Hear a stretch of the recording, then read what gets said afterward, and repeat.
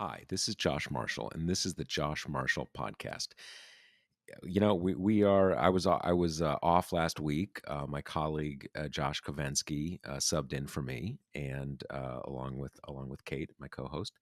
And obviously, a lot has happened over the last week. I guess, you could kind of say that over most of the last month or so.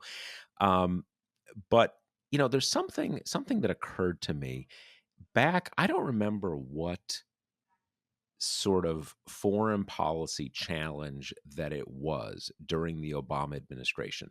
But Obama got a lot of grief for this phrase. I don't know if he used it or if one of his advisors used it about him, but this phrase, leading from behind. Right. And it became like, it was almost like a catchphrase among Republicans, leading from behind. Like, oh, leading from behind. That's not how you lead. You lead from the front.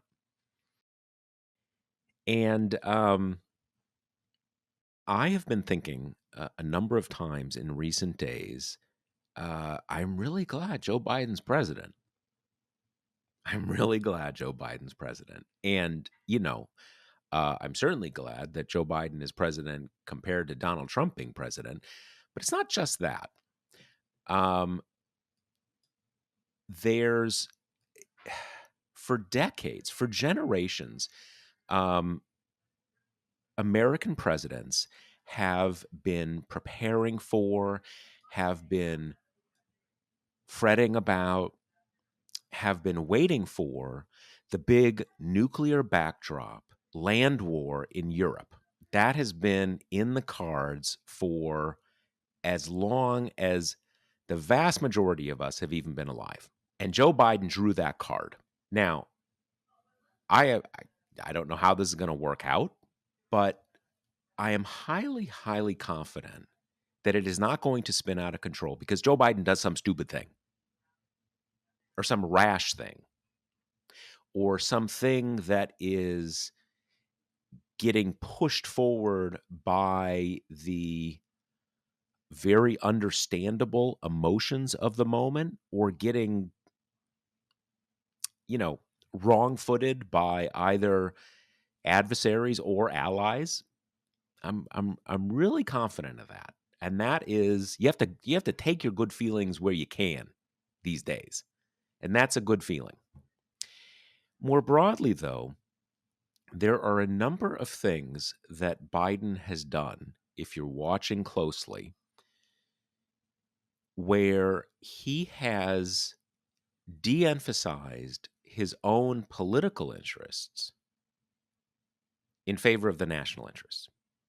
So, one example of that is, you know, what is very quite likely going to really get Democrats, you know, kind of crushed in the midterms is kind of everything going on, but inflation. Inflation that is basically driven by the global impacts of the pandemic. I know there's an ongoing kind of debate how much the early 2021 stimulus package fed into that, because you have a lot of demand and a lot of shortages in the economy, and then you push a lot of extra cash. Probably has some role. Not an economist. I don't know exactly. But these things are basically, but it's not like this is only happening in the United States. This is a global thing. It's hurting the Democrats a lot. The last thing they possibly needed was a big price shock in energy costs. That's obvious.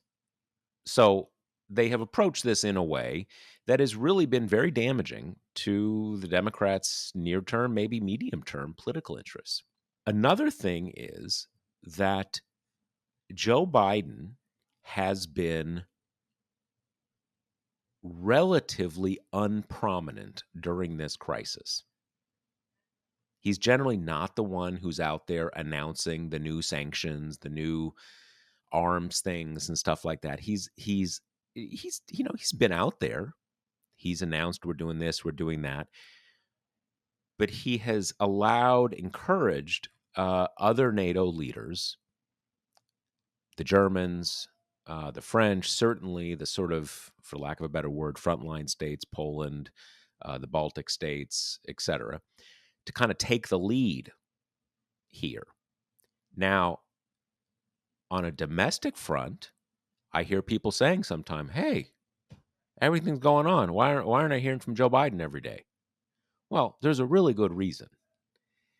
To the extent this is some, kind of mano a mano Putin versus Biden, kind of dick swinging match, to put it crudely, that's not helpful for kind of keeping this on track. And if you look at sort of globally, globally in both senses of the word, what has put NATO, put the United States, put Ukraine in as good a, diplomatic military position as they are, is that there has been no daylight within NATO, within the EU, within most of the world on how this crisis is being addressed.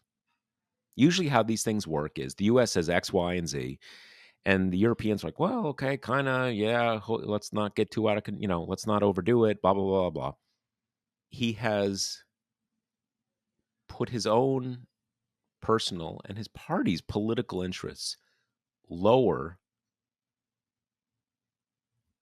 than getting a good result for the country and kind of for the world.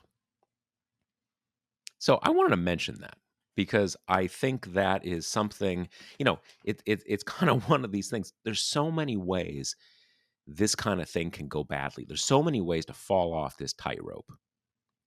And when you don't fall, people kind of, they're not looking down. And there's so far to fall. And there's so many ways you can fall off. And frankly, I am just really, really impressed. Now, Josh Marshall's impressed with Joe Biden, kind of News 11. I'm not saying, maybe that's not shocking at some level. But he and his team have handled this very well. It was not a given that you would have this kind of unified response. Not at all. Now, some of that, certainly, a good deal of it, is that a lot of countries in Europe suddenly saw what seemed theoretical becoming like very real. Certainly, the new NATO states, relatively new NATO states, Poland, the Baltic states, etc. But not just those. You have a lot of ground that was laid ahead of time. A lot of this was done through the U.S. taking the lead, and then it kind of built on itself. So anyway, that's what I wanted to say, and that is, I think that's kind of my big takeaway at the moment. Let me remind you that the Josh Marshall podcast is brought to you by Grady's Cold Brew Iced Coffee. You got hooked on $6 iced oat lattes and $5 nitro cold brews. It happens to the best of us. But a few months and a few $100 later, you're ready to become your own barista. Making cold brew at home isn't rocket science, but it is messy. Not to mention the need for grinders, strainers, unitasker brewing containers. I'm not even sure what that is. If you want to make cold brew at home, the easy way, order a Grady's Cold Brew Kit. It's a simple and space-efficient way to make a week's worth of coffee without the mess. Ready to give it a swirl? Get 25% off at Grady'sColdBrew.com with promo code TPM. That's Grady'sColdBrew.com with promo code TPM. Okay, so that we got started with my praise poem for Joe Biden for keeping the world on track and letting others take the spotlight, because that kind of is in everybody's interest. So what else are we going to talk about today, Kate?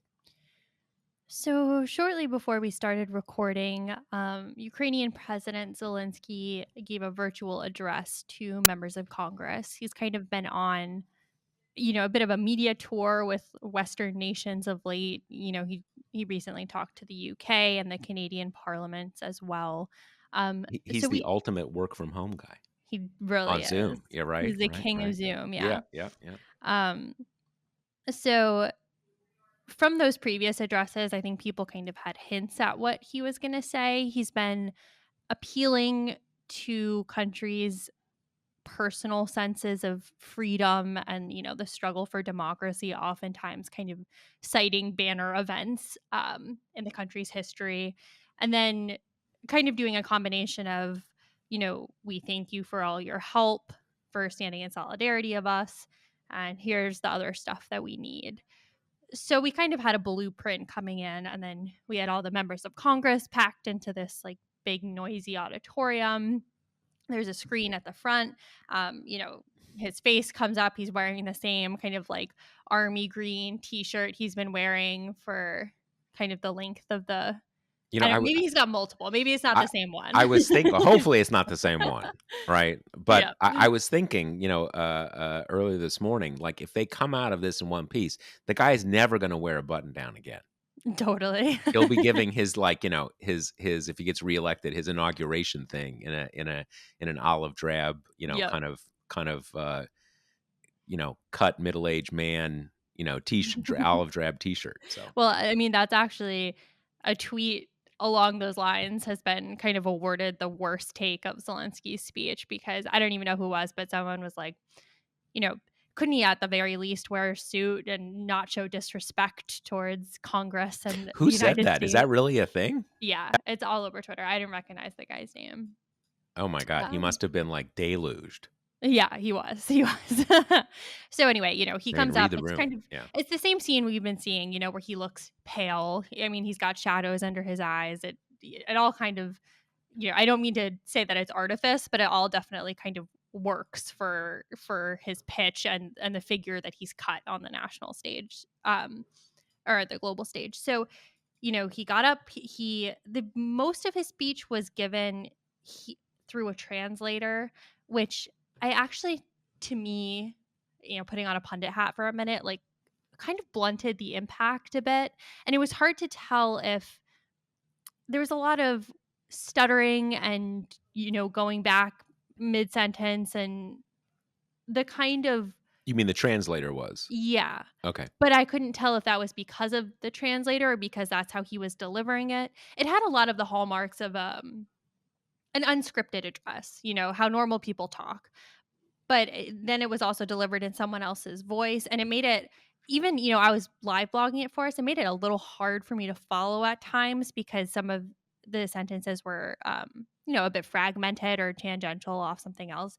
But then we get to the video, which I think was probably like the emotional crescendo of the speech. It starts out with, children kind of like skipping around in Ukraine and signs of people being happy and hanging out in Ukraine. And then it transitions into scenes from the ground amid the invasion. And it was very graphic. I mean, there were bodies on the ground and amputated limbs and, N kids with now blood on their face. to understand, so he's giving a sort of what seems to be kind of like a semi ad lib speech that's Hmm. being translated in real time, Yep. and at a certain point, he kinda does a video presentation, for lack of a Yep. better word. Got it, okay. Exactly. So the screen switches over to this video, which has kind of a stirring string orchestral score behind it and shows just really kind of gruesome images that are gruesome enough that I think after the speech, CNN had anchors who had to kind of come on and be like, we apologize for not being able to give you warning that this was graphic.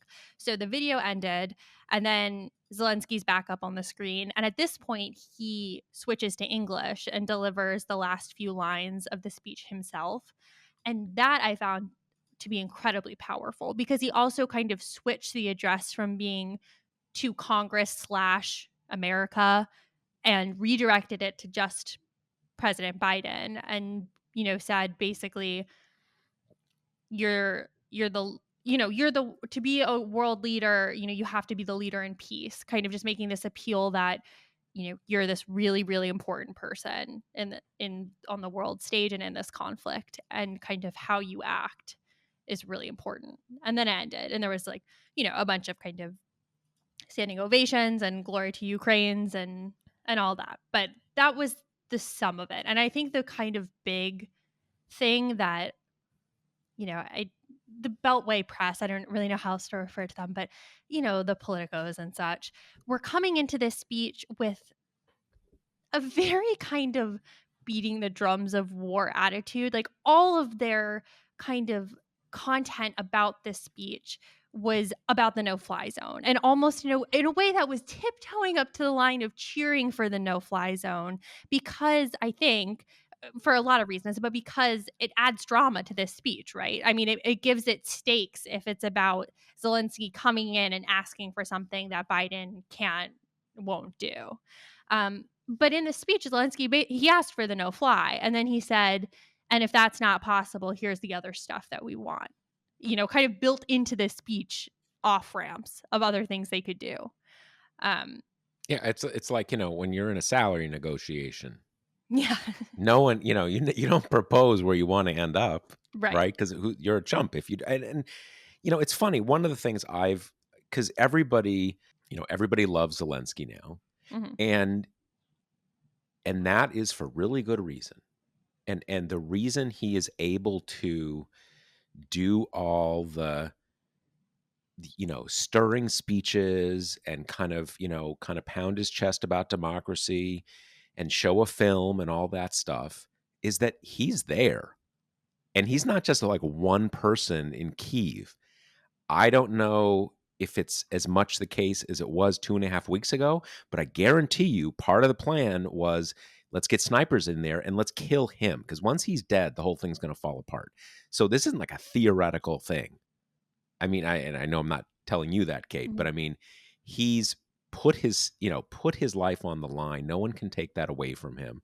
Um, and so it can be challenging to reconcile. Well, if it's definitely crazy to do, to try have NATO come in and do a no-fly zone, why is he asking for it? And maybe it is a good idea. Well, of course he's going to ask for it.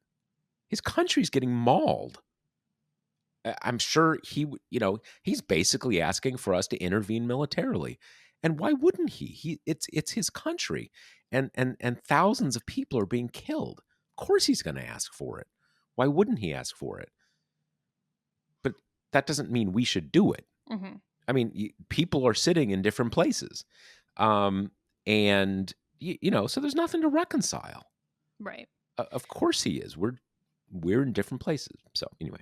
Yeah. And I do think a lot of members, kind of on both sides, really did make comments to that effect, saying things like, it would be negligent for him not to ask for everything.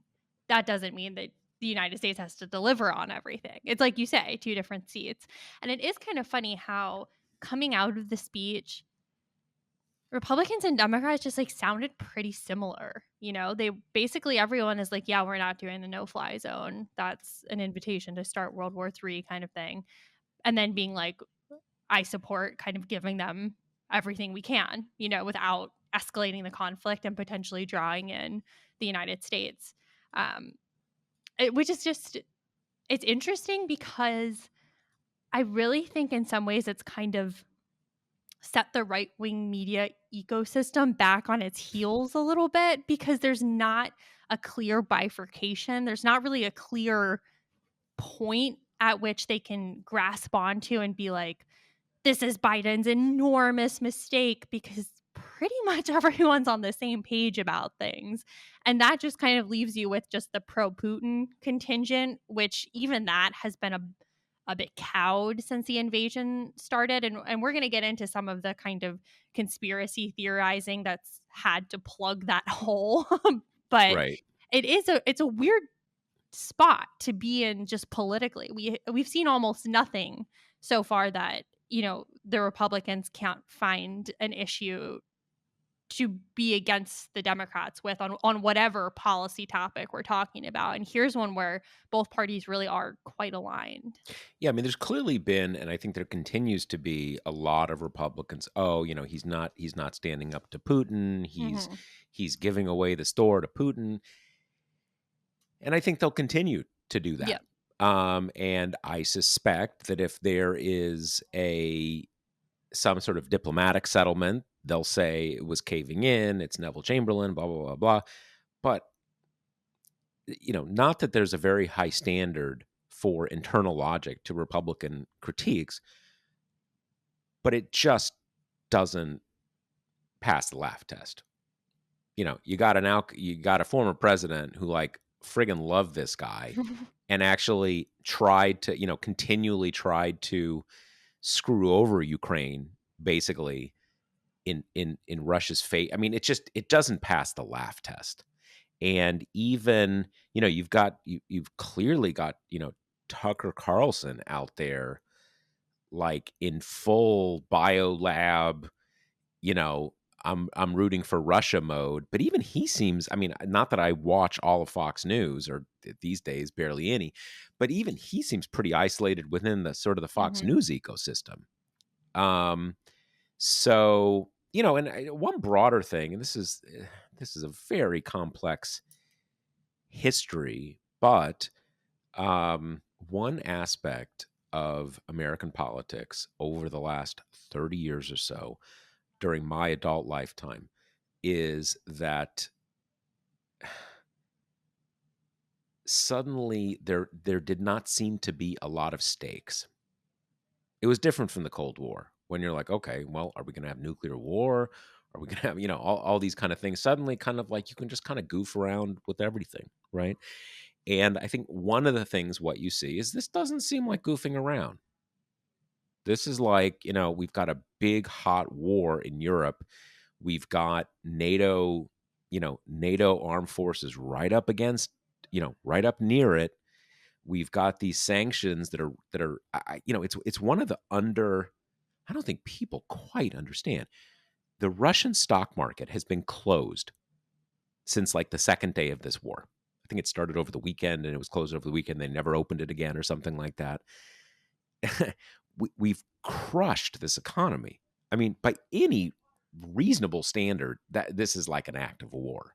Basically, it's not technically considered that, I guess, but like, it, this is serious stuff. And I think at some level, you momentarily kind of, you know, that's what you're seeing. And going back to my kind of introduction, I think it's just objectively speaking within the context of what the vast majority of Americans and certainly the US foreign policy elite think, just objectively, Biden's done a pretty good job.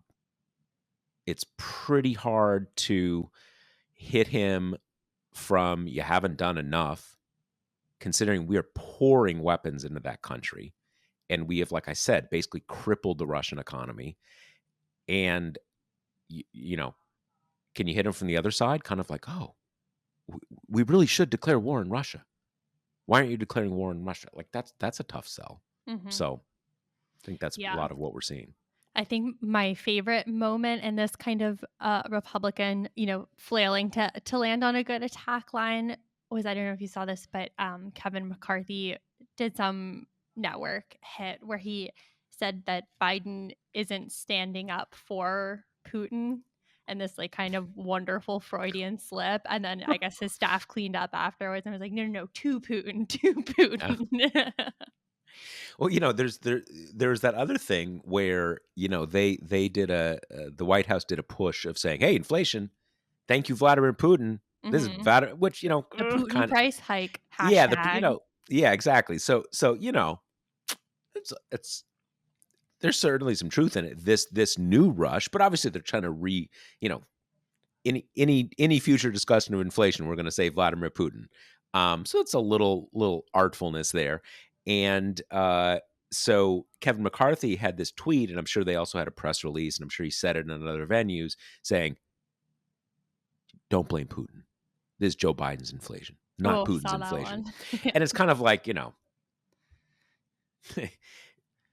that's an awkward place to be. Yep. You're kind of standing up. Don't, remember that whole kind of Britney Spears thing? Leave Britney alone.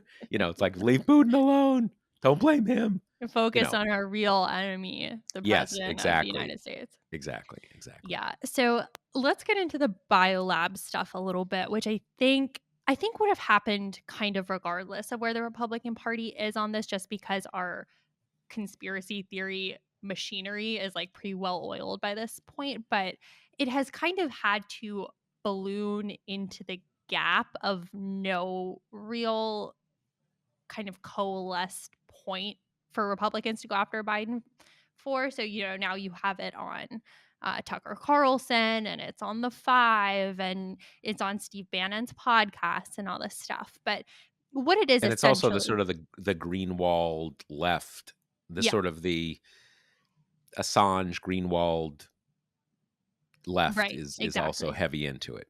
Yeah, so just to get our listeners up to speed, what it is basically is that there was this post that first emerged on Gab, kind of a right wing, quote unquote, less censored kind of platform, um, that showed maps of the Russian airstrikes compared to maps, kind of quote unquote, of the biolabs funded by the United States in Ukraine. That's what these images showed side by side. And apparently that post didn't really go anywhere on Gab, but then a QAnon Twitter account shared it and it kind of took off from there. And there's been some criticism of Twitter being slow to kind of yank it down. And then from there into the usual, tributaries, it goes to TikTok, it goes to YouTube, it goes to Reddit, it gets to Steve Bannon and Glenn Greenwald, and it gets to Fox. So, the idea is that Putin is not really invading an innocent Ukraine. He's just going to destroy these biolabs where the Ukraine, in conjunction with the United States, are developing bioweapons. In some tellings of the story, Trump is somehow helping Putin in this endeavor. In other tellings, Trump was actually tipping us off in code to this attack months before through some, I read the article like 8 times, I can't understand it, but through some, like, convoluted way of how he pronounces China weird, he was actually referring to a Ukrainian town. Okay, so there's that, and then in most tellings, Fauci is the one who's using these biolabs in Ukraine to cook up a sequel to the The COVID new COVID. virus.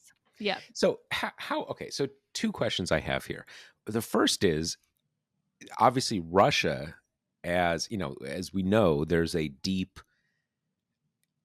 convergence connection between Russian disinformation campaigns and American Western Mhm. conspiracy theory world. But Russia has been making this point. This has been part of their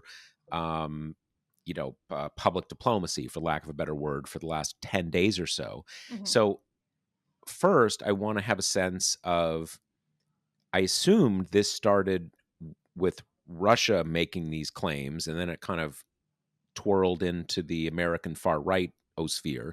And then secondly, what is the actual story? My understanding is this is part of kind of like, Soviet era stuff that we've been working on decommissioning for ages and whatever. But who started it? And then that's A, and then B, uh what's the actual story as near as we can understand it?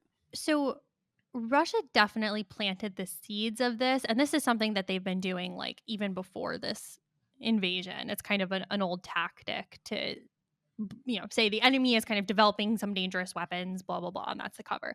But the seeds were not kind of exactly the way that it blossomed in the kind of QAnon circles. It was more just kind of either, they're developing weapons or they have nukes or something along those lines. They've like something bad in the country, which is the cover for the invasion. And then it kind of got into the QAnon bloodstream where there's already a very flourishing market for the bioweapons discourse because a huge chunk of them think that COVID was a bioweapon developed in a US funded Chinese lab. So that kind of just mutated into this as another offshoot of that. And then, Russian and Chinese government and media organs were thrilled to get to kind of be like, okay, that's what you guys come up with. Let's push that through all our channels and add nuance So it and has it has sort of played off each other. It's not because exactly. I wasn't really sure, because I thought that,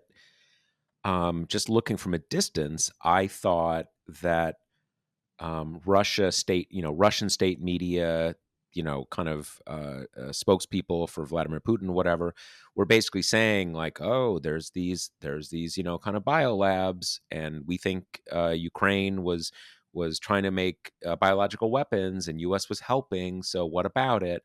So even that had some sort of was kind of the third sort of back and Yeah, forth that's between interesting, that's my interesting. understanding of it. And then as to what's really happening, I think in some ways it's like a bit of a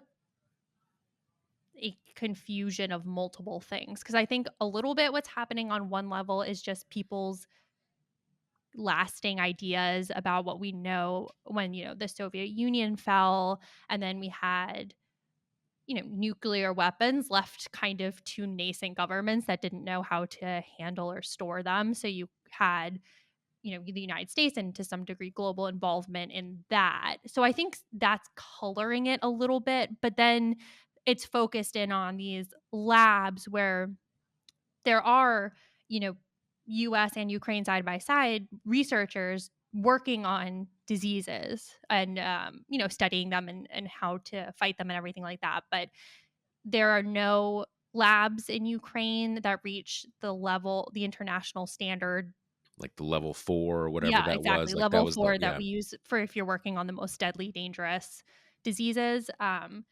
But really the piece of this that kind of finished its progression into, Fox News and more what we would call kind of quote unquote mainstream Republican media these days is that Victoria Newland, um, she was she's in the State Department and she was testifying before the Senate Foreign Relations Committee.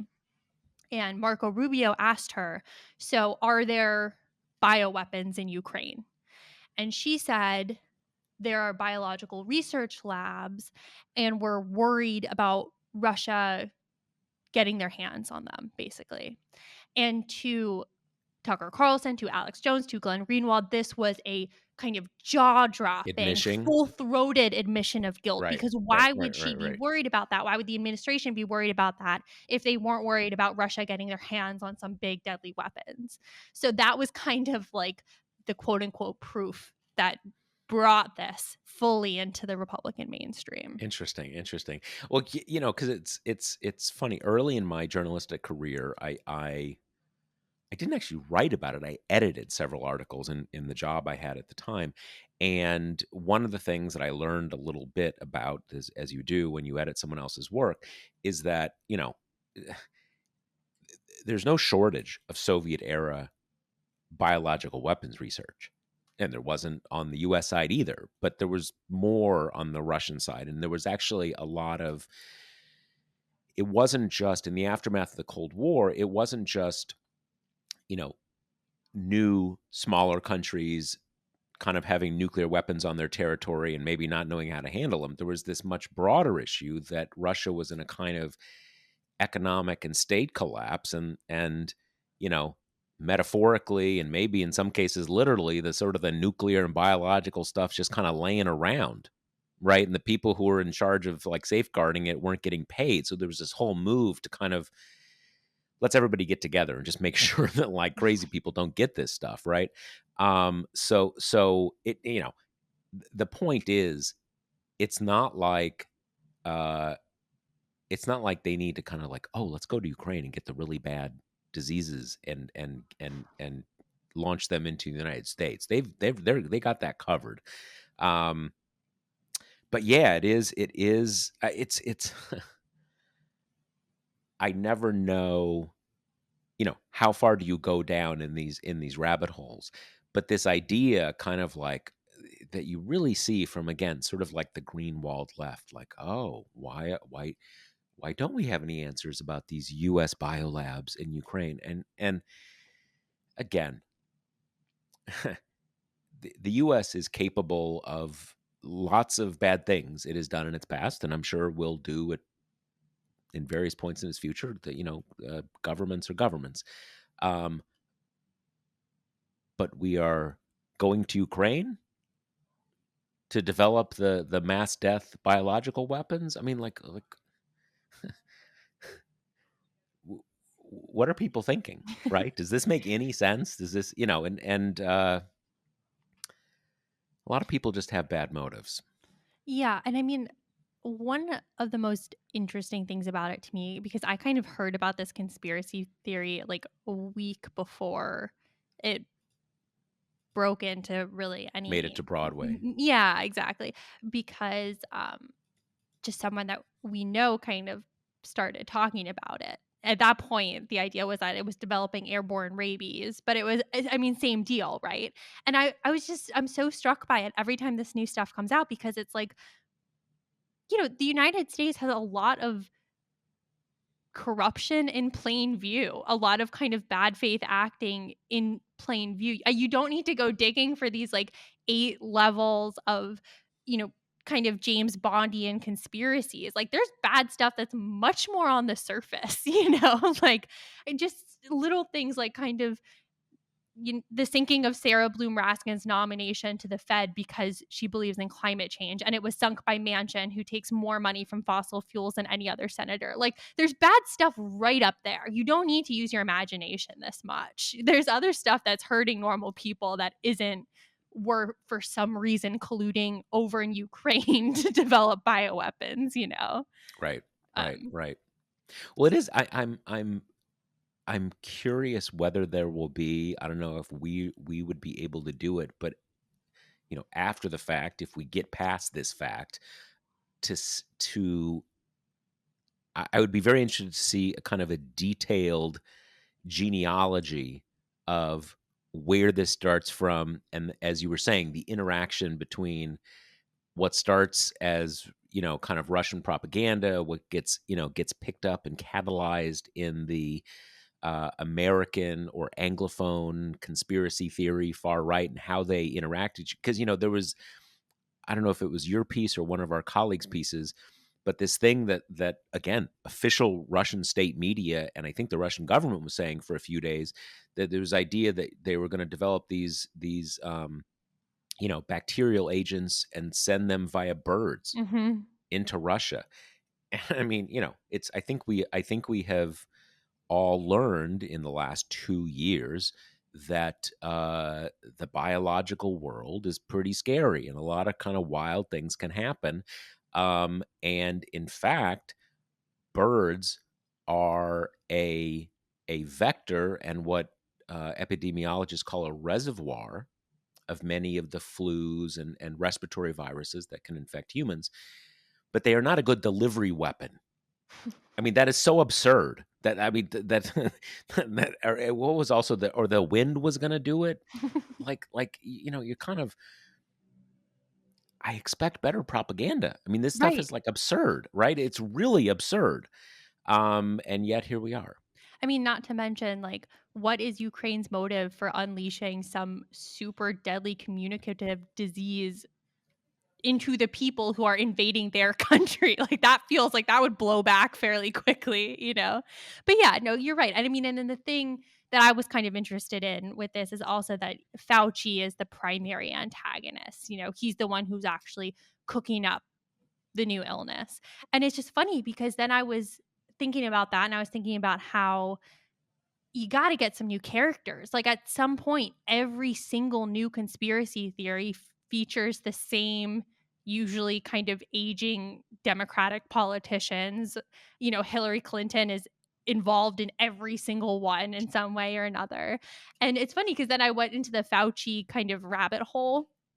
There was stuff I've never even heard of. Like, there's one conspiracy theory that Fauci was the original CEO of Moderna, which was founded by George Soros, which was financed by Jeffrey Epstein. Like, it's just like there are more people than just the same five that you keep using? Well, one thing that we will have to look forward to if Republicans take one or both houses of Congress, and it almost doesn't matter for these purposes since the House is enough, and the House is where things get like more feral in terms of investigations, regardless. Mhm. Even if Republicans control both chambers in 2023, that we're going to see big time investigations into Anthony Fauci, Oh, obviously, right? totally. Yep. And a bunch of other things, but that's going to be one of the big things. And as you say, I'm sure most of our listeners, I mean, I think most of our listeners know that everybody's mad at Tony Fauci for making everybody wear a mask and all this, all that kind of stuff. But there's a really wild world of stuff that you don't have to be a sort of an influencer on Gab or a kind of a made man in the QAnon mafia. This stuff is pushed by what counts as mainstream Republicans nowadays. That Fauci was the funder of the lab that created COVID in China and covered it up, and he is kind of he is in that world a kind of a James Bond villain uh, character who has funded scary and dangerous biological research all over the world, and wasn't just sloppy and we got COVID, but in fact doing it to take away your liberty and create diseases so you can't go to your local sports bar, um, on behalf of Hillary and George Soros. And Exactly. that's we're gonna see those investigations. If this is kind of small favors, but we will have that entertainment to look forward to in the negative scenario of a big Republican win Right. in November. And I mean, the thing is, you have, even by kind of QAnon standards, this conspiracy theory is weak and doesn't really make any kind of logical sense, but it's enough to kind of cast the pall of general suspicion.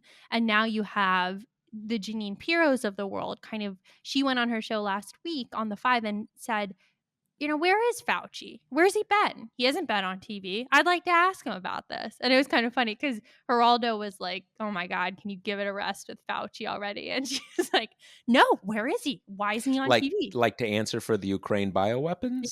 Yeah. Yeah, The kind of like, yeah. we just want to ask him some questions stuff. But that has also become a familiar play in this playbook, with when they ran out of Hunter Biden stuff to talk about, then it became, well, where is he? Why is he hiding? If he's innocent, why is he hiding from us? That's kind of the natural filler between the next quote unquote bombshell. Right, right, right. Yeah, dark times. Yep.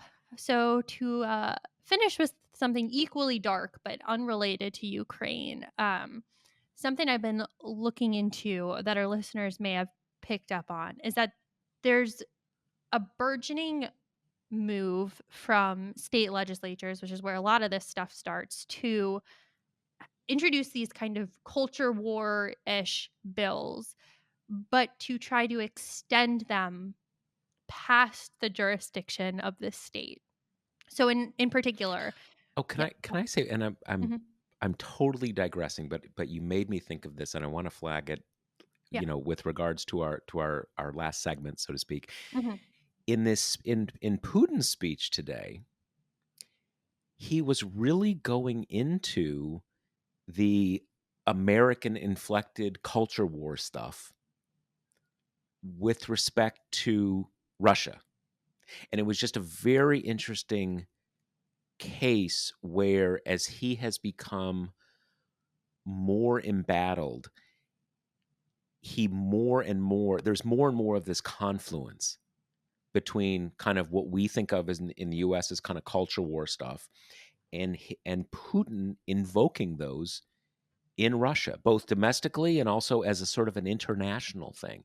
In any case, I totally interrupted the train of thought. We're talking about state legislatures, but I just wanted to, you made me think of it, and it's everybody should keep an eye on that because it's part of a much broader thing.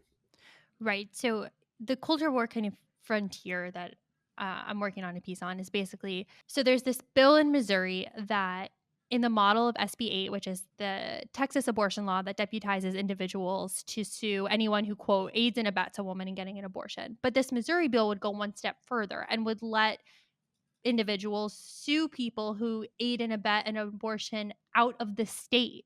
So if people try to leave Missouri to get an abortion elsewhere, they would still, under this bill, be potentially liable. And that kind of happened. And around the same time, there's a bill in Idaho that makes it a felony to move your family out of the state to get gender affirming care for a trans child. So the thing about this is, like, when you first hear it, you're kind of, at least my initial impression was, okay, well, no way that's legal, right? You can't use your laws to say this is what you can and can't do in another state. But it's funny because I talked to experts about it, and they all pretty much said the same thing, which was, yeah, probably unconstitutional. Yeah, probably doesn't matter. Yeah, well, that's the thing. As long as I was going to say that because the Supreme with that Texas law, and I know you know this, and probably most of our listeners do. You're kind of in this space of you do things that I mean, it's not even like it's some of this is not even a matter of constitutionality that we don't do this bounty hunter thing. Like that's just not how we make laws. We can make things illegal.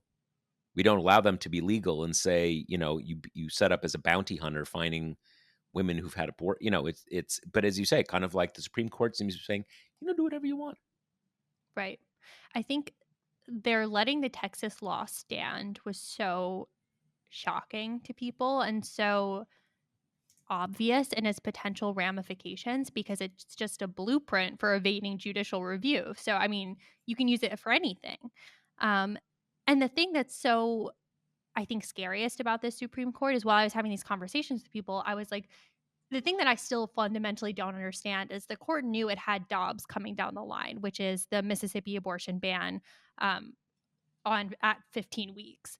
They knew they had a straightforward challenge to our right to abortion.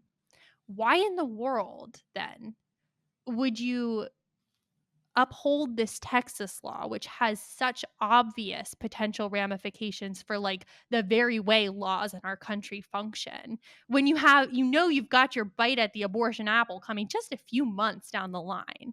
And everyone told me they thought going into the Texas case that they would slap down the law, even and get themselves the kind of patina of, look, we're fair, we're not just ideologues. You get that on the side as well. And then wait for Dobbs and say, this is not a constitutionally protected right, overturn Roe, whatever. But they were like, that just kind of shows how divorced this court is from any sense beyond precedent, but any even sense of responsibility. This idea that they had a chance to make abortion harder for people just a few months before they would get their chance to probably come this summer, get rid of the right for everyone. And they couldn't resist. They still took it, even though it opens up the door to such obvious issues, including that there's nothing to stop blue states from taking the scheme and using it with guns or something, an issue they like. Except for the Supreme Court just saying, no, you can't do that because. Exactly. Yeah. I mean, and it's just that is something that even though I've been writing about the court a lot lately, it's still almost hard to wrap your mind totally around that we've reached or are reaching a point where all this talk about concern about the legitimacy of the institution as being the thing that holds them back, if they don't have that concern, it doesn't apply, and they've got these jobs for life. I think it's kind of similar to what a lot of us experienced when Trump became president, and you realized for the first time how much of our government rests on norms and kind of ideas of honor and ideas of that people will try to do the right thing, and Yeah, then as just soon there's as you certain have, things you don't do, and, like, you don't yeah, do them because you don't do them, not right, because there's some sort of scorekeeper out there who's gonna call a flag on you. Um, with the Texas case, am I not right that they could have dispatched that case without even addressing abortion itself, exactly, yeah. just on the kind of privateering, private justice stuff? You No. can't evade judicial review type thing. Yeah, Right, right, right. So it's not even like they were kinda caught out where they didn't wanna, like, do a little light reaffirming of Roe or something like that. They could have just said, "No, exactly. this doesn't cut it." And the thing that's been interesting in kind of these abortion oral arguments we've had recently is Kavanaugh in particular has made this point, shouldn't we be neutral on this? Shouldn't, as if not enforcing a constitutional right is neutrality, but saying, this is up to the states. The states can do it. And well, now you've got red states saying we're not content with shutting down these rights in our state. We want to shut them down in every state. So, I mean, it just goes to the point that this was never about states' rights. This was never about federalism. For people in the anti-abortion camp, this has been a decades-long crusade to make abortions impossible to get in the United States. And now they've got a court who, by all appearances, are going to be their allies in that effort. So, I mean, this is like the taste of what the new frontier is going to be. This kind of attempting to police behavior cross state lines, and it's kind of wild to see the seeds being planted. Well, I would think too in some of these cases, it's not just that they are indifferent to the precedents they're setting, and I guess technically that's the whole thing with this shadow docket or whatever. They're not Mm-hmm. like technically precedents or whatever. If there's with this law that I think has not been passed, just been I guess proposed in Idaho, that it's, as you said, a felony to leave the state to get you know care for your trans child or something like that. I suspect to the extent that a law like this might pass and that it might come up, and they might kind of let it go or something like that. It's not even that they don't care about the precedent. They're just trying to kind of make trouble in a way. Like you might have this kind of weird legal situation in Idaho. Like, how is it going to be adjudicated and stuff? Well, like, let them figure it out. Mm-hmm. So there is a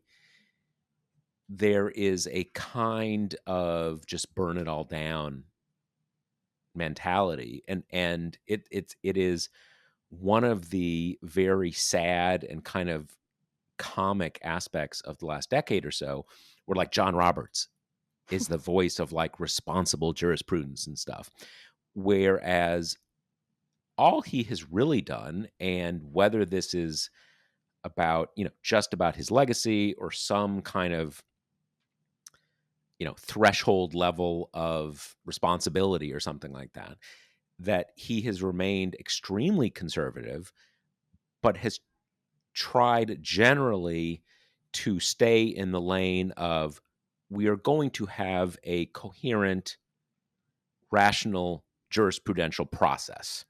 I mean, probably that's even a bit generous considering a lot of the things that he has done. But we're not going to, like with the Obamacare stuff, we're not going to take up something like facially absurd just because Republicans don't like Obamacare. We're not going to go that level. And again, it's not. I think it's been clear to everyone to a certain extent. It's sort of an easy get.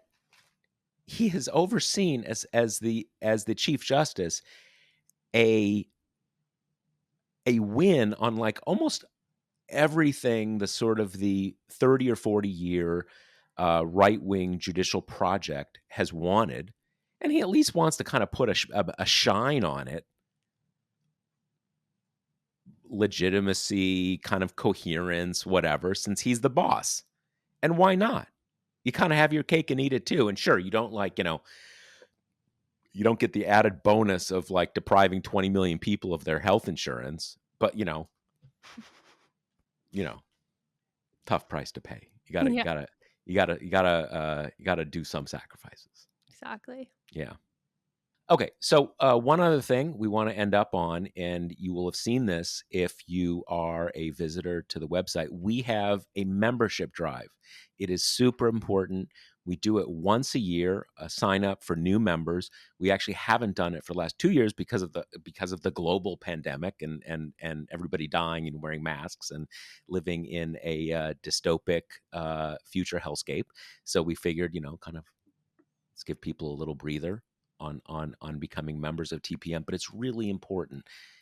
This podcast, everything we do at TPM, over 80% of our funding, where we get our money, where we pay salaries, where we do everything, comes from membership fees. And there are a few over 33,000 members, and we need a chunk more of our regular readers to become members. And it's really cheap. You can get a basic membership for just $5.99 a month. Uh, you know, about the price of a pricey cup of coffee. It's really easy to do. You just go to our website, talkingpointsmemo.com. There's a little join button up in the upper right hand corner. So just give that a try. You make everything that we do possible. If you're a listener to this podcast but you're not a member, come by the site. We got a lot of good stuff there too, and become a member of TPM. There's Prime, there's AF, there's Inside, a bunch of different things. That is our big thing this week. So please give it some thought if you're not already a member. And remember that the Josh Marshall podcast is brought to you by Grady's Cold Brew Iced Coffee. You can get 25% off at Grady'sColdBrew.com with promo code TPM. That's Grady'sColdBrew.com with promo code TPM. And that's all we Okay. got. See you Later. next week. The Josh Marshall podcast is hosted by me, TPM reporter Kate Riga, and TPM founder, editor-in-chief Josh Marshall. The show is produced by Jackie Wilhelm. Thanks to Why Not Jansfeld for our podcast theme song, and thanks to all our TPM members who make this possible. Rate and review us on Apple Podcasts, and subscribe wherever you listen.